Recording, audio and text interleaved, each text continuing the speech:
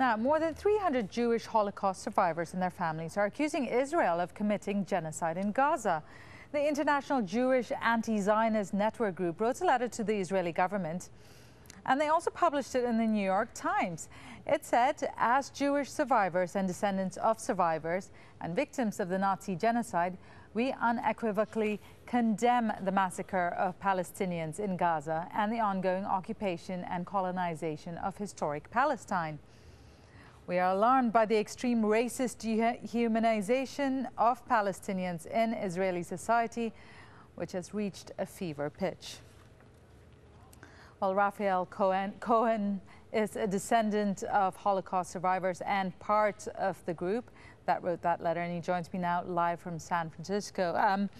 I've read out a small snippet of that ad you have put in the paper, but can you explain why you're doing this? Sure. Well, the letter came about as a response to a moral calling and a sense of outrage on the part of Jewish survivors of the Nazi genocide and those of us who are descendants of survivors and victims. We felt that it was imperative at this time to speak out and take a principled stand and condemn Israel for its massacre of Palestinians in Gaza over the last month and a half, and to condemn the U.S. government for enabling Israeli violence. We feel that one of the principal lessons that we take from our family's experience of the Nazi genocide is that never again must mean never again for anyone, and that we must not let the violence that our family suffered be used as justification to enact parallel acts of brutality against any people, and certainly not the Palestinians who had nothing to do with the Nazi genocide. So this letter was drafted by survivors of the Nazi genocide who are affiliated with IJAN, the International Jewish Anti-Zionist Network, circulated around the world in order to gather signatures and to raise funds in grassroots fashion in order for us to run the letter as an ad in the New York Times. We were able to get over 300 signatures from, again, survivors and descendants of survivors from across 26 countries, and we're able to run the ad in this past Saturday's New York Times.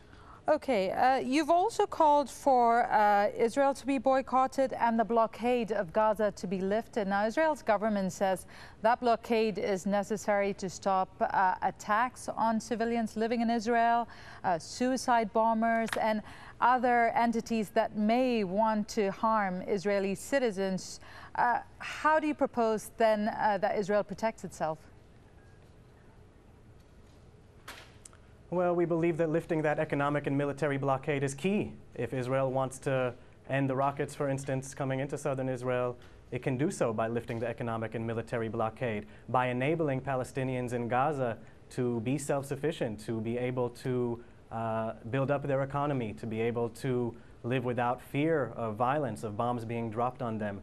If this blockade is lifted, they will no doubt be able to be self-sufficient, be able to have their port opened, be able to have access to goods that are currently being kept out of the Gaza Strip.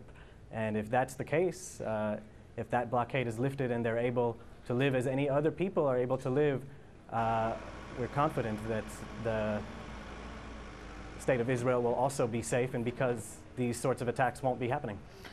You've said you've had funding help from around 300 people around the world. That's not a huge number. How are the majority of, say, Israelis and people of your faith reacting to this? Well, we've gotten a great outpouring of support thus far. It's true that some people are surprised, if not opposed, to what the letter has stated. But it's our belief that the more vocal Jews are across the world in speaking out for the rights of Palestinians and opposing Israel's brutality, the more people from within the Jewish faith and beyond will feel empowered and supported to speak out similarly. So we're confident that this letter is a step in the right direction, and we believe that people who are in support of Palestinians will come out of the woodwork even further, particularly among Jews. So that's our hope with this letter. Raphael Cohen, thank you so much for taking the time to come on to Al Jazeera. Thank you.